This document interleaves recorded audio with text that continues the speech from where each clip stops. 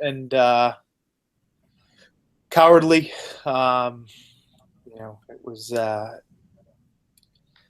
disappointing moment for Attleboro Public Schools, but I thought what greatly exceeded it was the positive response that the high school took to try to address it and bring the community together with the positive support and outreach that they were doing through that. What was it called? Was it like a letter writing campaign? So what remind me again what that what they called it?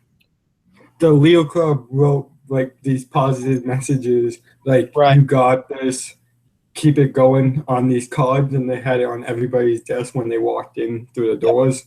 Yeah, it was like that project they did. I think they did something similar in Somerville. So that was a really cool response that I think was a step towards some healing and to try to reinforce the positive climate that I've experienced throughout Attleboro Public Schools.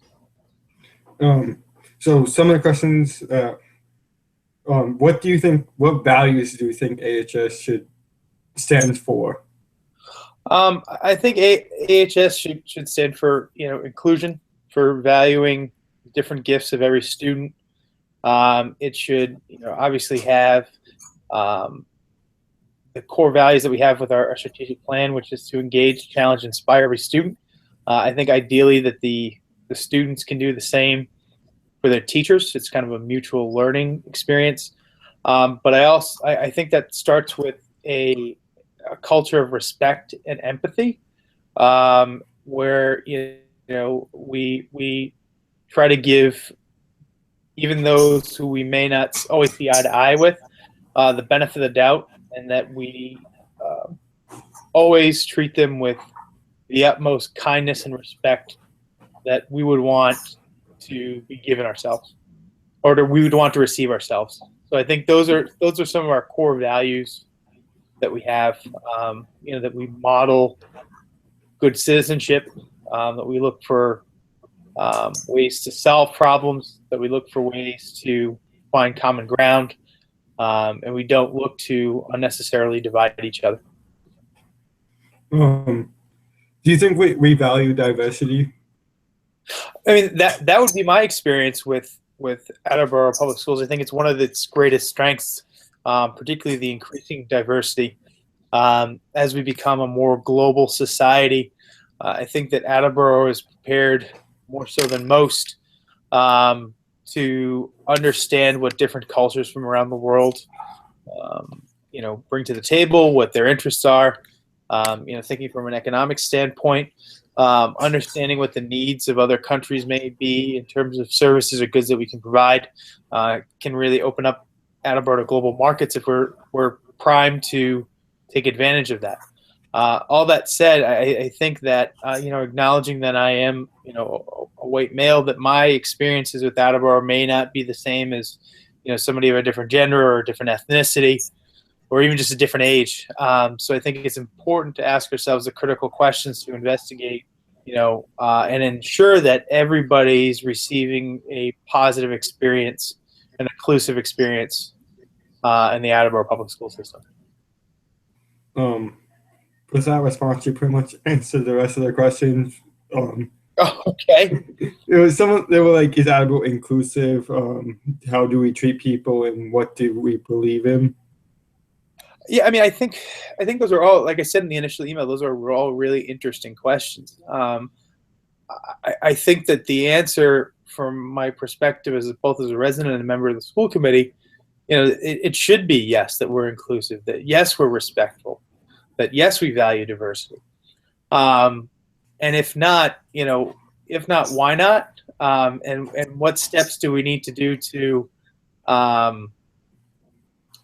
ensure that we're closing whatever gaps exist?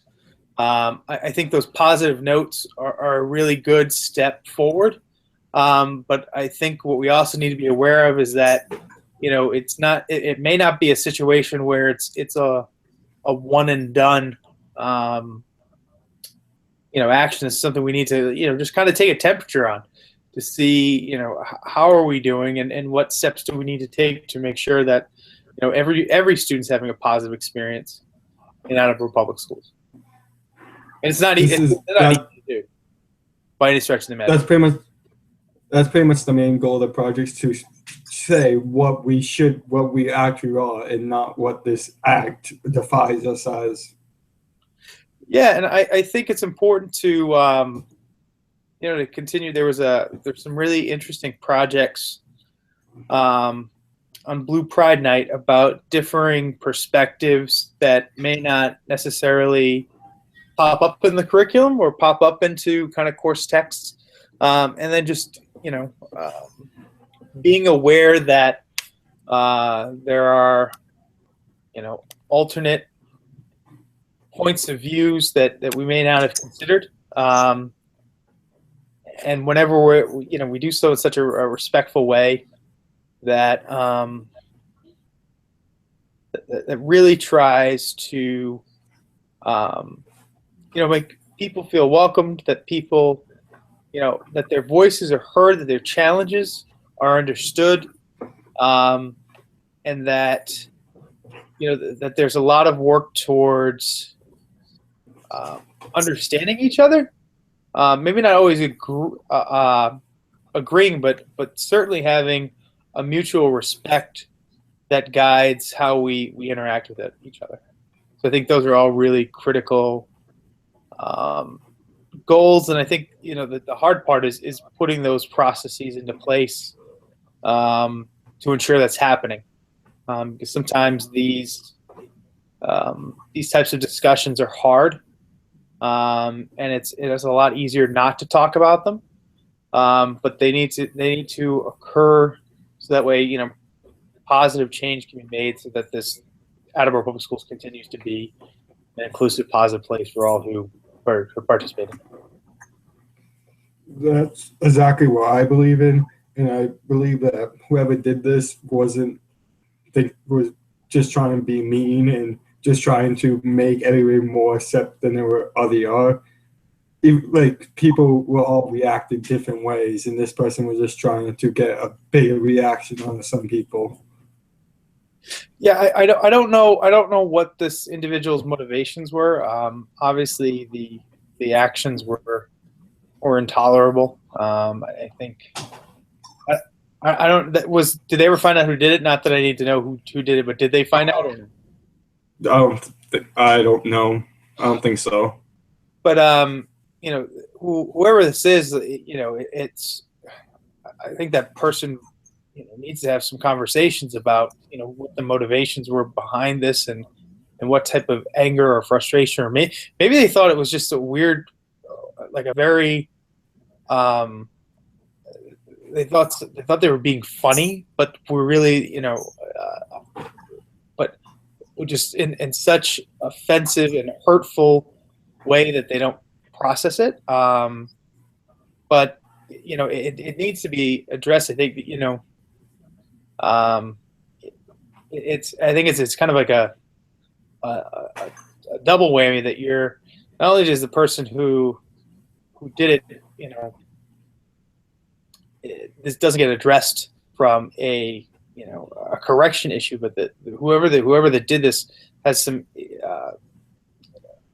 needs to have some conversations about what it means to be empathetic, and some sort of help in understanding just how harmful those words and the ideas behind them can have on other people. I think that was exactly right. Whoever did this wasn't probably thinking right, or was just too upset with something that happened in his life, or just thought he was funny. Most kids nowadays have a weird sense of humor. Some of them. Yeah, and I mean, I don't mean this in any way to be talking down to high school student, but you're still you're still developing, you're still learning. There's a lot of personal growth, some things that you'll look back on, some items bigger than others that you'd be like, gosh, I don't know why I did that. I don't know why I thought that was funny. But it needs to be a learning experience. You've got to reflect on that. You've got to grow as a person. And I hope whoever did that understands the magnitude of what happened and is able to reflect on it and grow from it as a person. I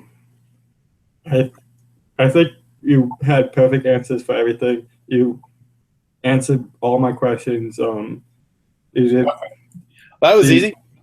Yeah, it's supposed to be like 5-10 minutes. So. Oh, okay. Oh, perfect. All right.